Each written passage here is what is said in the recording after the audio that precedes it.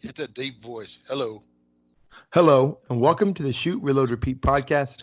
I am your host, Practical as Buck, aka Calvin, and I am sitting down with my typical co-host, Charles, Not aka Dad. not lovely? Not lovely, no. Okay. Ain't Making got a fun of haircut. making fun of my radio voice. You can do car commercials, man. I know I could. I could. So this is our first episode of 2020. It is episode Happy New 20. Year. Happy New Year, yeah. So our episode 20 of 20 in 2020. So we didn't plan that at all. It just kind of happened. So Because it's we're been lucky like that.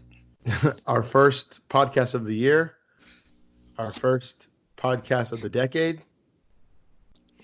So we're just gonna kind of get on here and talk about our off season, or a little bit of an off season that we have, and what we've been up to. So you want to go ahead and talk about what you've been doing? Sure, I had a USPSA match scheduled for Saturday, the what was 11th. the date? 11th, yes. And about 2:30 a.m. that morning, we got over an inch of snow. So I was all fired up. I thought it'd be really cool to go shoot in the snow. So I ambled out there to the range, and by the time I hit the gate, my lovely co-host called me and told me that they canceled the match. So anyway, I went out there, and it was all for naught. Not all for naught. I got to meet the new leadership of the West Texas Practical Shooters. That's the club here in town. And in hindsight, 2020 is probably a good call to call it, because you really don't want people running around with loaded firearms and ice.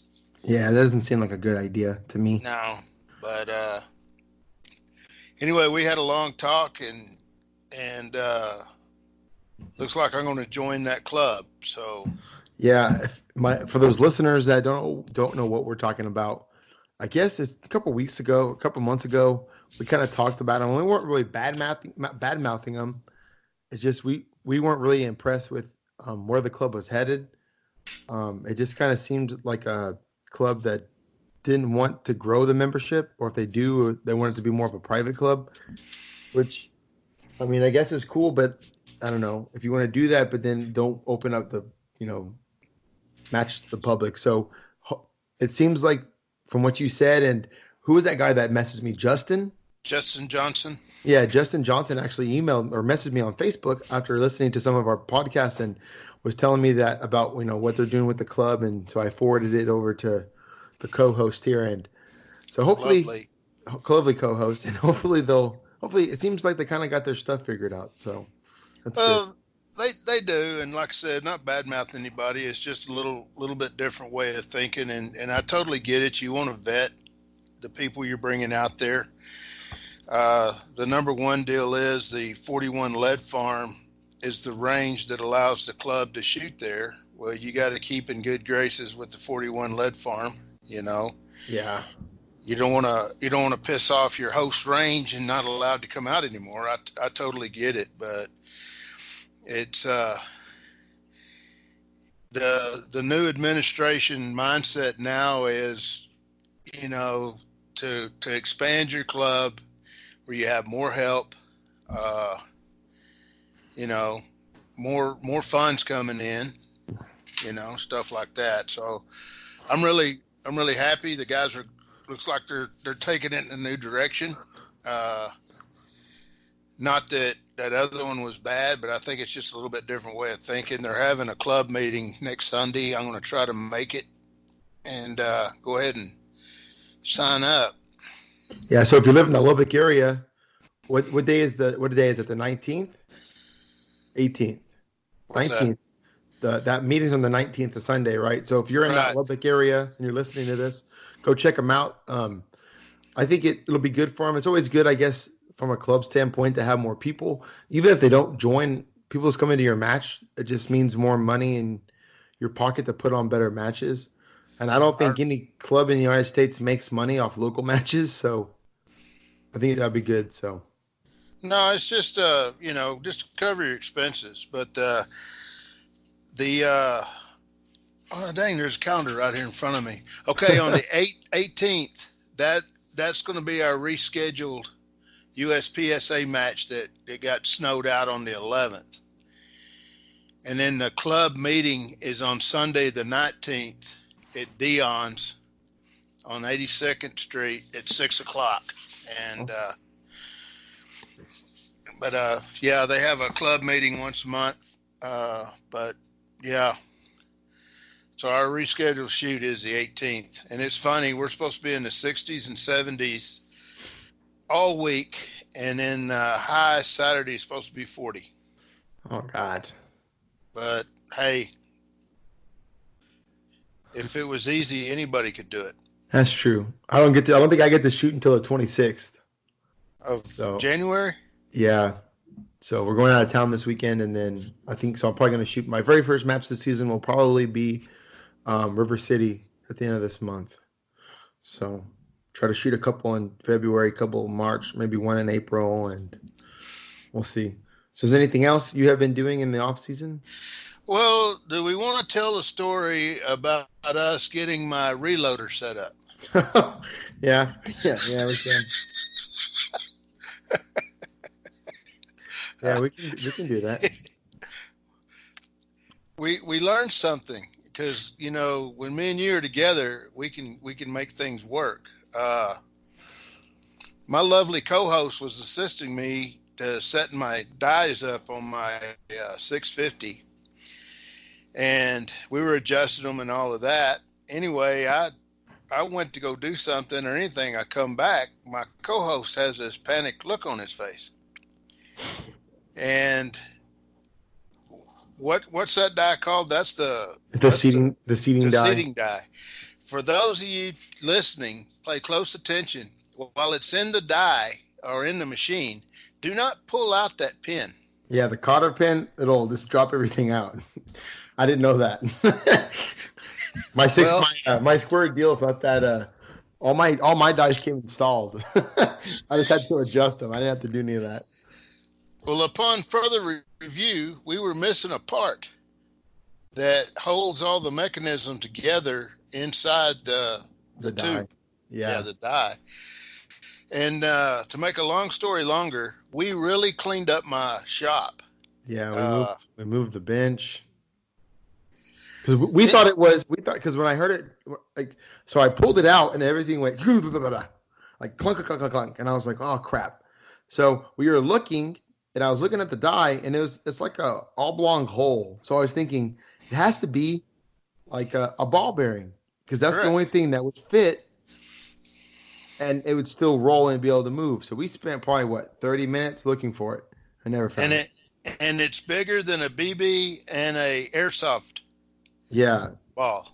So it's not super small, but it's not super big. So it would be very easy to lose. So we spent 30 minutes searching, and then we kind of gave up and said, okay, we'll go buy a ball bearing. So then the next day we go to the ball bearing place, and we take the die in there, and the guy goes and he brings us out some options. And I guess we played with a few, and I finally got one to stick. I guess it was the 1/2 inch one or the 1/4 inch one? It was a 1/4 inch. So the 1/4 inch one, I put it in there. I pressed on it, and it snapped in, and the die worked. And we were like, cool. We found out what we needed, and the guy was nice enough to let us have the die for free. I mean, the ball bearing for free, because he probably figured we'd lose it again, and we would repeat custom. So he probably figured we'd come back and buy like a bag of them. So we went back, and we did some other stuff, and that night we were setting up the press. And I think the biggest difference in setting up that press is the video that you found. That first video we watched was not very good. Yeah, so one from actually Dylan. Those two guys from Dylan. Yeah, so then we found it. We found the video, and we were setting them up. And then the piece that we needed was this little tiny black. It's kind of like cylindrical on one side, and then like a rod on the other end, very tiny. Yeah, kind of like a pin. It looks. If you have a 650, it's just like the two pins that are on the top of the 650. That I don't know what they do. They just sit in the top of the 650, and those are spares. Yeah, I had just seen them. I didn't know what the heck they were for. And it was laying on the bench the whole time. Yeah, we could have got it all set up. So, long story short, when you're playing with your machine, just make sure that you pay attention before you do something stupid. So It all worked. yeah, it was funny though, but I think that that quarter inch ball bearing would work if you had to make it work in a pinch. That's why it's in the extras box. So, And but then what did you do? You cranked out about what, 100 rounds? yeah, I've never loaded on a 650, and you don't have a case feeder, but you have the tube set up for it. So you would just drop brass in there, and I would just sit there and crank out rounds and just pulling the handle, putting the bullet. And I can see why people go with the 650 because man, with that case feeder, it would just be a dream to sit there and just load. Because um, on my press, like the square deal is not a bad press, but man, that 650 with this case feeder, god dang, I could just see all day just loading ammo, real easy. So, is there anything else? I think that's. You didn't, but you haven't really loaded any ammo since then. You haven't bought your bullets or anything like Yeah, that. I still got to buy bullets.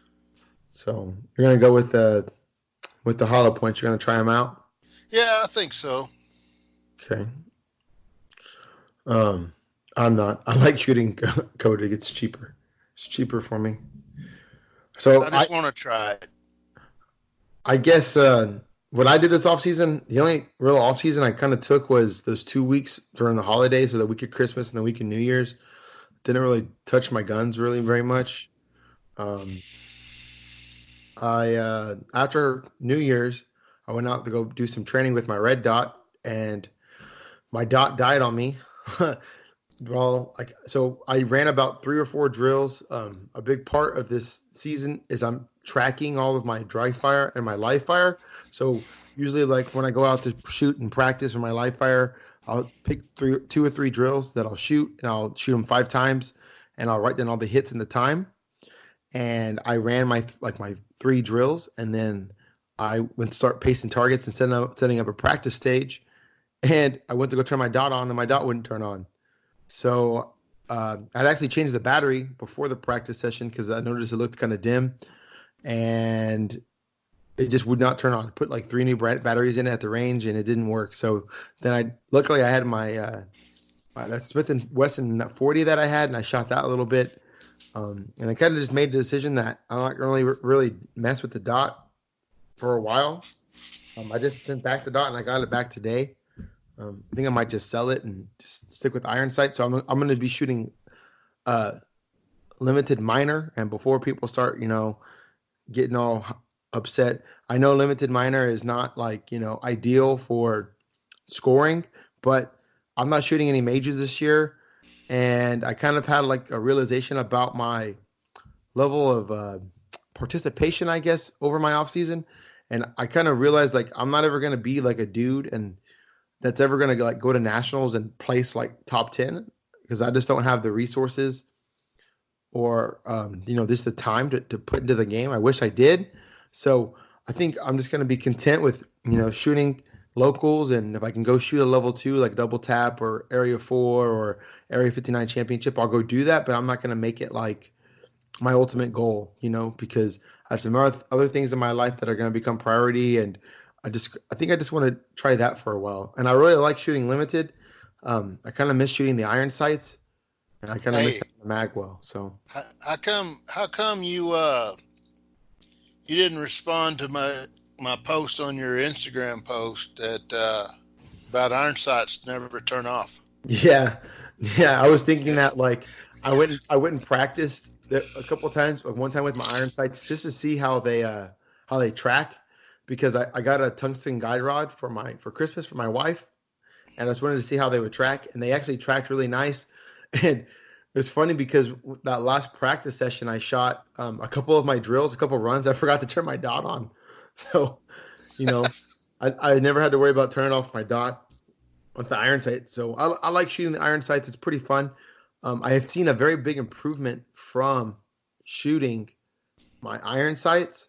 I mean, shooting the dot to going to iron sights. I think it's made like I'm a lot more target focused. I can almost shoot with both eyes open within like 10 yards of the target. And then when I get a little further out, I don't have to close that left eye. I can just kind of squint it. I thought about maybe putting some tape over my left eye and to seeing if it does anything. So, but I think the limited is going to be really fun. So Tape over your eye. yeah. So what some people will do that they have cross eye dominance, or like if they want to shoot with two eyes open, and I was kind of playing with it during dry fire, is I would point the gun out and I would look at my sight and I would close one eye, close my left eye, my non-dominant eye, and then I would open it and just put my hand over my eye, and the sight picture was just as clear with my hand over my eye, not like covering my eye, like my fingers open, so I could see through my fingers, kind of like if there was like tape there. It was like the exact same sight picture.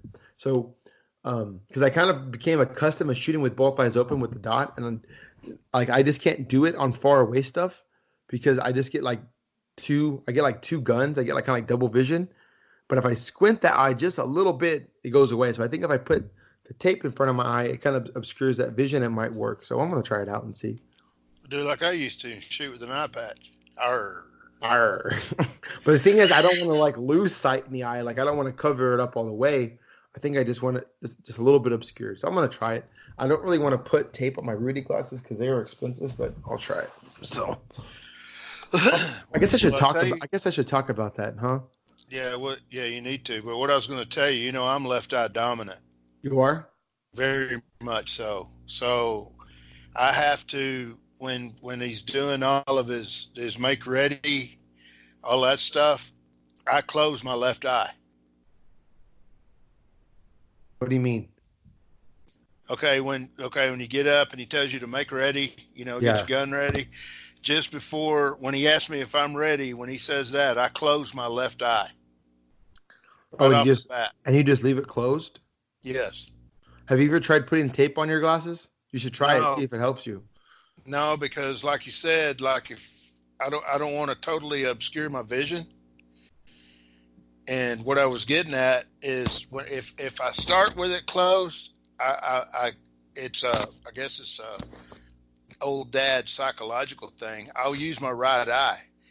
But if I don't start with it close, at times I'll try to use my left eye. That's which weird. With a handgun, it's not that difficult, but it is bass backwards. But yeah, I even do that when we're shooting trap. Oh, really? See, that's weird. I'll try to left eye shotgun. But yeah, but yeah, that's what I always do. I close it, and yeah, if you could see me without my glasses, I look like Popeye. But and I think a big part of shooting the iron sights that I learned from the dot is like knowing like trying to figure out what's an acceptable sight picture. So I know like if I get like shooting like a 3-yard target, I can just have the rear notch and that front post can just be like lined up. They can be kind of like janky left or right, and I'm still going to shoot 2 alphas. And then I was shooting some partials out to like 15, 20 yards. And on most targets, I was just trying to figure out what exactly my sight picture needs to be. Because like with my dot, I like you never have like a perfect dot. It's always kind of moving. So but you're so target focused, you're just putting the dot on the places and shooting the things. I think it's really helped me with the iron sight. So I haven't shot a match with it yet. I've only shot like maybe 150 rounds with the iron sights. But I've been doing like 3 nights a week dry fire. So we'll kind of see. I'm kind of excited. Speaking of that, that's what I'm going to do tomorrow night. Did you get those things I sent you? Those drills I emailed them to you? Yeah, I've been doing those. And I've been writing them down, and they're going to help a lot. So I guess I'll talk about sponsors. Should I talk about sponsor stuff, I guess? Sure. So as of this year, I will not be shooting for the Rudy team. I guess if you follow me on Instagram or you talk to me in person or see me at matches, you'll notice that I don't wear my Rudy jersey more. I decided to move on with that part of my life. I didn't really have a whole lot of value with the sponsors. I wasn't really using many of their products, so I just didn't really see the point in renewing. I do have some sponsors that I picked up, and I'm waiting on one more sponsor. I don't want to say anything yet. I don't want to jinx anything. But if you follow me on Instagram, you kind of know what I'm talking about. So I guess the last episode, I talked about Red Hill. So Red Hill Tactical, I'll be representing their stuff next year or this year. and I use their holster, and I really, really like their holster. I've never tried their mag pouches. I've heard good things about them. Only thing I don't like about their mag pouches, I don't think that they're super adjustable like my Safariland ones. So I might buy some and just throw them on another belt for that. Kind of want to build a rig for that 40 Smith and Wesson to play with. But their holster is great. I really like their holster, and I have a discount code. So if you want to go try out one of the holsters, Buck10 BUCK10 will save you 10%. You can go check them out.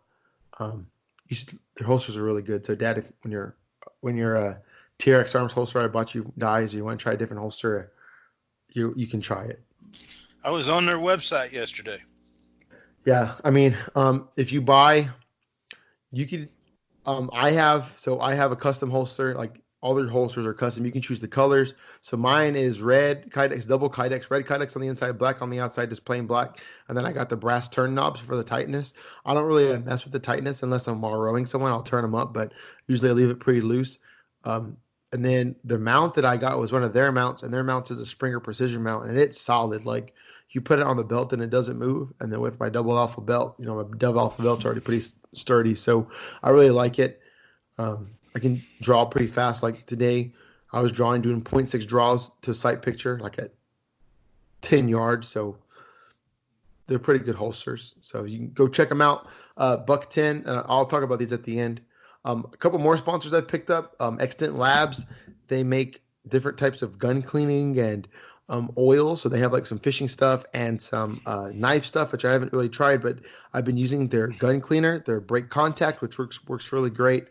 I've been using their Echo 2.5 and their Alpha Sauce. I really like the Echo 2.5. It's like an EDC lubricant and protectant, and I've been using that on my Glocks, and it works really well. I cleaned our carry guns when I was up there in Lubbock with that brake contact and the Echo 2.5. And what I like about the brake contact is it doesn't have an odor, and so you clean it and you have to wipe it off because it will not come off. So I talked to Matt. And it repels belly button lint. It does? Yes. It does. Well, that's good because both of you and I both have a lot of that. So it's good stuff. Matt Browning owns the company, and he's a really nice guy. And I reached out to him, and I told him, I like your products. And so he agreed to, we were going to work together. And so I'll be promoting their stuff here on the podcast. I also have a discount code for them. Real original. It's Buck10, save you 10%. So you can buy their stuff on his website, use the discount code, and save yourself some money. The stuff's not that expensive. I think that big ball of brake contact is only like $10 or $15, but it'll last you forever because all you need to do is put a couple of drops on the toothbrush, clean your gun, and then just wipe it off with it'll last you essentially forever. So go check their stuff out. And then finally, and I don't know if you've used these people yet, Kane Arms, who I've worked with a long time ago. I guess not too long ago, but I guess like beginning of last year before I got on with Rudy. They make all kinds of 3D printed gun accessories for Glock. They make base pads, mag wells. They make stuff for AR-15 base pads. They make AR-15 grips, like forward grips and stuff like that. I've been using their base pads for my Glock 17, and they work really, really well. They're very durable. I don't even know. I've had them for a while, and I've dropped them and used them. I don't have practice mags and match mags. I just use all the same mags all the time, and they're really great.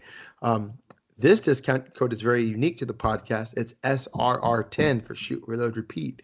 So SRR10. Oh, cool. Yeah, it's pretty sweet. So that'll save you 10%, and you guys can use those codes. So if you don't remember them, you can scroll back or just go on my Instagram page. I have them all listed there. So those are the companies I'll be representing. I'm going to buy my jersey from Exports Outdoors. My buddy Devin Hyjic is working with that company. I think I'm going to have him on here to talk about it because they have a pretty cool contingency program, and all their stuff is made in Dallas, and they have like a 10 to 12 day lead time. And so if you buy jerseys from other major places like Techwear, usually takes about a month to get your jersey. So that's pretty sweet. So I'm hopefully going to, if I hear back from this last sponsor, maybe I can get my jersey made. So good deal. So those are kind of, I'll be talking about those codes here on the podcast, so that way you guys can go and use them. I really like all these companies that I'm working with. I'm really happy that we're getting to work together. I really like using all their products. So I'm happy to represent people that, are good people and or have good products. So are you going to order some base pads? Yes, I am. Yeah, it's going to make a big difference for you, I think. So Yeah, I need to look at that. yeah, I'm kind of getting some gear stuff figured out too. I bought a new magwell, so because that Dawson Ice magwell I used to have, it wouldn't fit with with the uh, the magazine extensions from Cane Arms.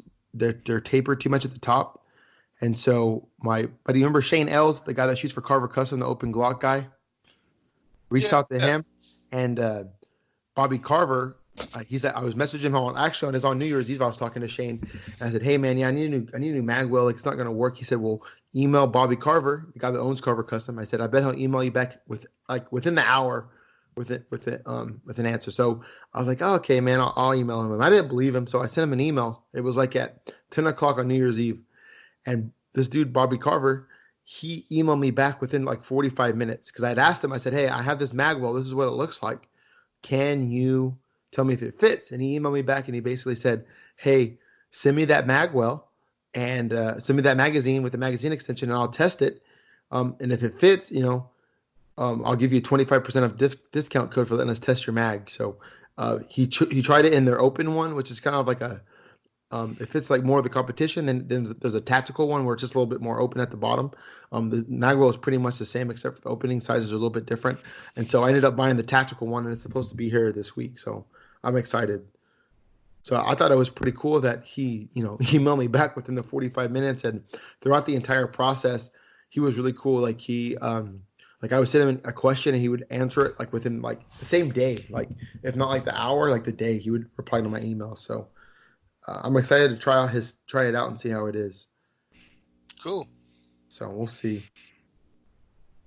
So, but yeah, that's kind of my deal for this season. I guess we could talk about goals. Do you have a goal for this season or goals?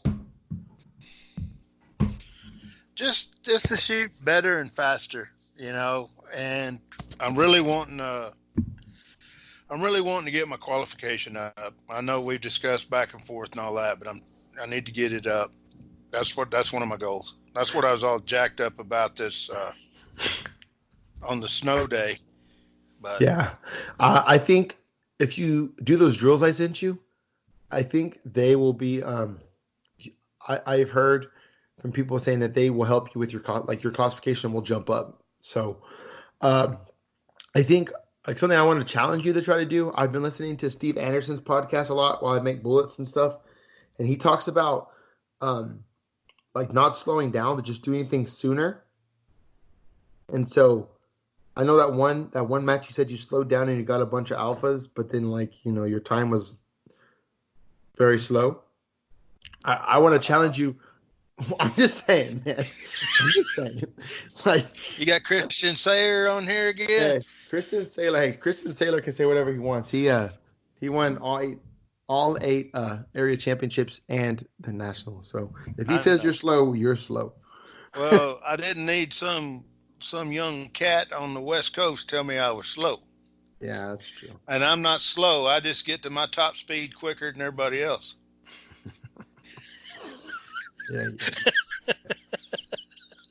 So what I want to challenge you to do is not to slow down, but just to see your sights, see what you need to see. So like on a 25-yard target, see like your entire like full front side or whatever you need to see. But then like on a 3 or 4 or 5-yard target, 7-yard target, see what you need to see, and I think you'll see a big improvement. So. Yeah, because a lot of on the 3 to 5 to 7 yards, I usually just use front sight anyway. Yeah, just shoot. So there's something to think about. I think my goal this year is just to, I think shooting iron sights is going to be a learning curve for me. But I think I just want to be able to go to matches and just perform. Like, don't worry about what other people are doing and just shoot my stage plans and do what I need to do. I don't think I'm going to try to. I can't really. It's kind of hard to like set a goal, like to beat people or to shoot a certain percentage because some people shoot show up and shoot, or some people don't show up and shoot. That can kind of affect your goal. So I think I just want to show up every stage, see what I need to see, shoot what I need to shoot, and just, that's Enjoy all, it. and enjoy it. And I think I can be competitive with the iron sights, so I'm excited. It's going to be fun. And I don't want to make, and I don't. I guess the goal for me is I don't want to use limited minor as a crutch. I don't want to say that the minor mine, even though it is, but I don't want to have that mindset. I want to be the, hey, I can beat these guys shooting minor. So that's kind of what I want to do. I don't know if that's And crazy. you'll save a ton of money on batteries. Yeah. Yeah. I think I just got that red dot back tonight. I think I'm going to sell it. So if you're looking for a Vortex Viper 6 MOA, shoot me a DM because I think I'm done with iron sights. Because I was thinking, man, or the dot. I was thinking, I don't really have the money to go and buy a second gun, have a second dot, and all that. So, this whole week that my dot was not here, I couldn't have dry fired. I just would have been stuck. If I had a match like you had this weekend, I wouldn't have been able to shoot. So, I think I'm just gonna retire it. It was a good 9-ish months of carry optics. So, awesome. Well, I think that's all we got, man. Got a good solid show here for you guys. Hopefully we can, I think I'm going to try to get some guests on here, some people that we haven't had. Maybe get some return people out here, some returning guests, and kind of, get a feeler. So what do you think about that? I think that's a wonderful idea. Yeah. So kind of try to grow the podcast. I'm guessing our podcast is growing because the people in Lubbock are listening to it. God dang, that's pretty good.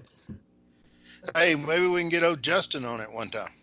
Yeah, we could probably do that. I know the owner of Cane Arms. He reached out to me and he would like to be on the podcast. So maybe we can have him on there as well. So we'll get these kind of queued up for you guys. I don't really want to give you guys a upload schedule because you and I both get very, very busy. So we'll just kind of play it by ear and we'll just kind of see how it goes. I'm also going to look at one of our indoor ranges here, Lone Star Range. Mm-hmm. They're fixing to start their Glock shoots. The GSSF? Yeah. And dang, I hope it is not the last week of January.